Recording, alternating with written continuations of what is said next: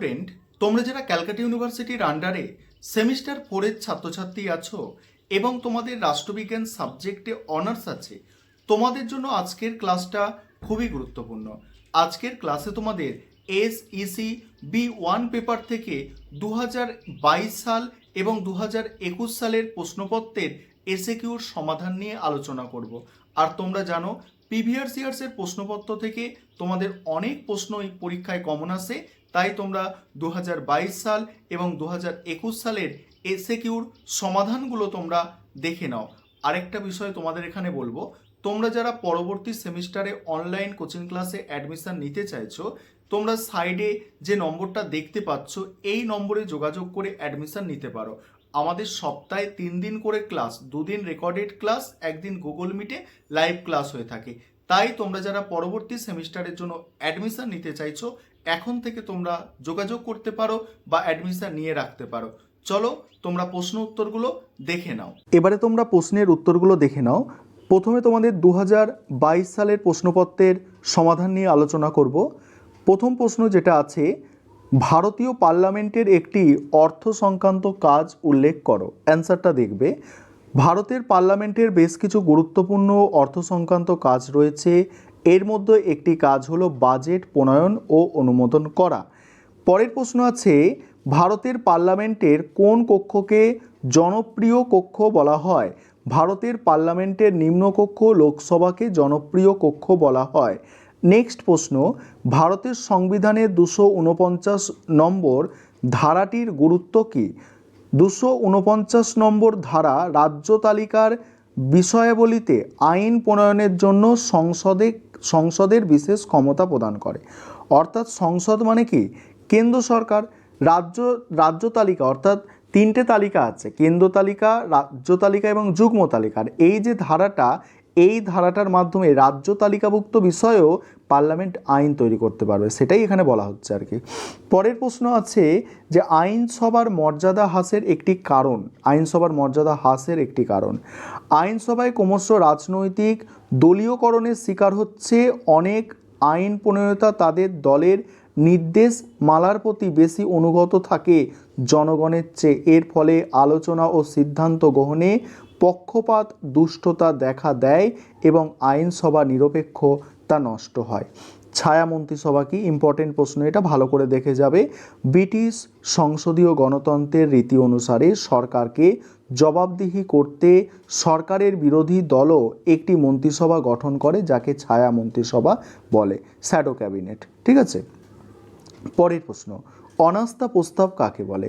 অনাস্থা প্রস্তাব বলতে বোঝায় সংসদ, বিধানসভা, পঞ্চায়েত বা কোনো সংস্থায় নির্বাচিত জনপ্রতিনিধির একাংশ তাদের মধ্যে থেকে প্রশাসনিক বা নেতৃত্বের বিরুদ্ধে আস্থা নেই জানিয়ে ভোটাভুটির দাবি করা।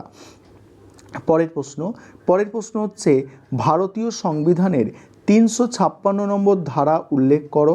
ভারতীয় সংবিধানের 356 নম্বর ধারায় রাষ্ট্রপতিকে একটি গুরুত্বপূর্ণ ক্ষমতা প্রদান করে কোনো রাজ্যে রাষ্ট্রপতি শাসন জারির ক্ষমতা। এটা হচ্ছে কোনো রাজ্যে রাষ্ট্রপতি শাসন জারির ক্ষমতা।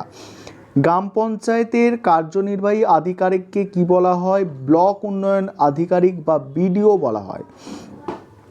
বড় কমিটির একটি প্রধান কাজ, স্থানীয় সরকার ব্যবস্থার মূল ভিত্তি হিসাবে বড় কমিটি তাদের নির্ধারিত এলাকার জনগণের চাহিদা পূরণে গুরুত্বপূর্ণ ভূমিকা পালন করে।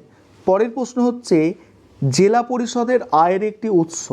জেলা পরিষদের প্রধান আয়ের উৎস হল কেন্দ্রীয় ও রাজ্য সরকারের অনুদান।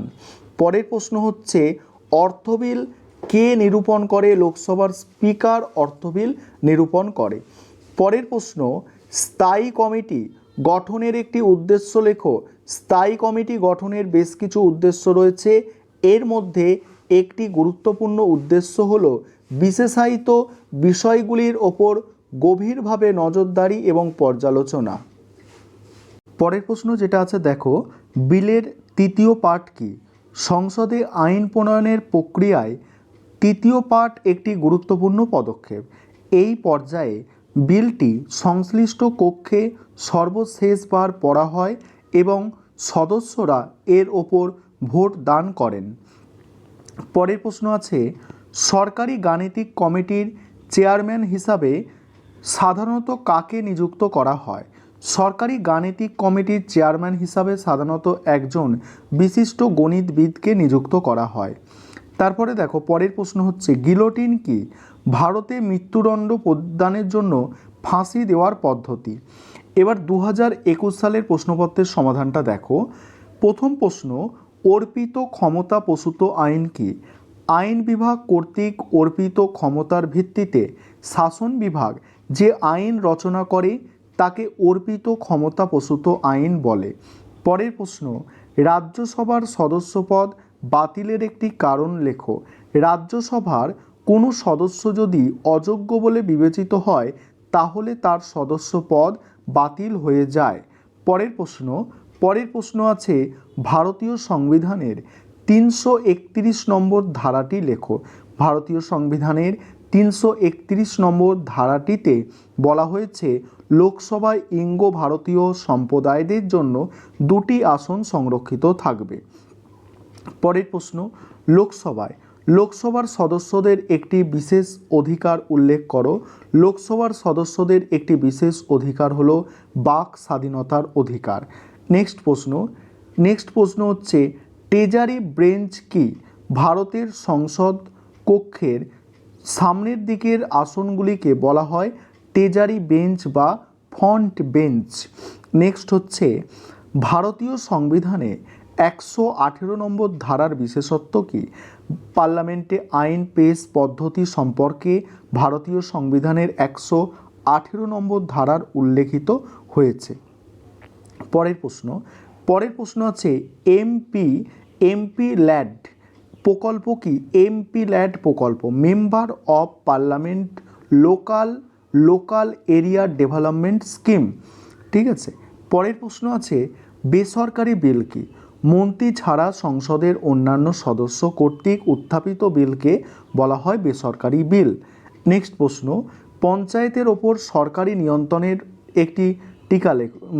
একটি উপায়। পঞ্চায়েতের ওপর সরকারি নিয়ন্ত্রণের একটি উপায় লেখো। রাজ্য সরকার পঞ্চায়েতের জন্য হিসাব পরীক্ষক নিয়োগ করে তার রিপোর্টের ভিত্তিতে প্রয়োজনীয় ব্যবস্থা গ্রহণ করতে পারেন। পরের প্রশ্ন, স্বপরিষদ মেয়র কি? একজন মেয়র, একজন ডেপুটি মেয়র ও অনধিক 10 জন সদস্য নিয়ে যে মেয়র পরিষদ গঠিত হয় তাহাই হলো স্বপরিষদ মেয়র। পরের প্রশ্ন আছে দেখো ছাঁটাই প্রস্তাব কি? আইনসভায় বাজেট উত্থাপনের পর বিরোধী দল খরচ কমানোর জন্য নানা ধরনের প্রস্তাব আনতে পারে, একে ছাঁটাই প্রস্তাব বলে। পরের প্রশ্ন আছে আইনসভায় কমিটি গঠনের ক্ষেত্রে কার সিদ্ধান্ত চূড়ান্ত? স্পিকার বা অধ্যক্ষের সিদ্ধান্ত চূড়ান্ত। পরের প্রশ্ন, লোকসভার একটি স্থায়ী কমিটির নাম আনুমানিক ব্যয় হিসাব কমিটি। নেক্সট, অস্থায়ী কমিটি গঠনের একটি উদ্দেশ্য। অস্থায়ী কমিটি ব্যবস্থার মাধ্যমে পার্লামেন্ট সরকারকে অনেকটা নিয়ন্ত্রণ করতে পারে। শেষ প্রশ্ন আছে কমিটি ব্যবস্থার একটি সুফল লেখো। কমিটি ব্যবস্থা থাকলে কমিটিগুলি বিলের বিশদ আলোচনা করে পার্লামেন্টের সময় সাশ্রয় করতে সাহায্য করে। এই ছিল তোমাদের আজকে 2022 সাল এবং 2021 সালের এসএকিউ প্রশ্নের সমাধান।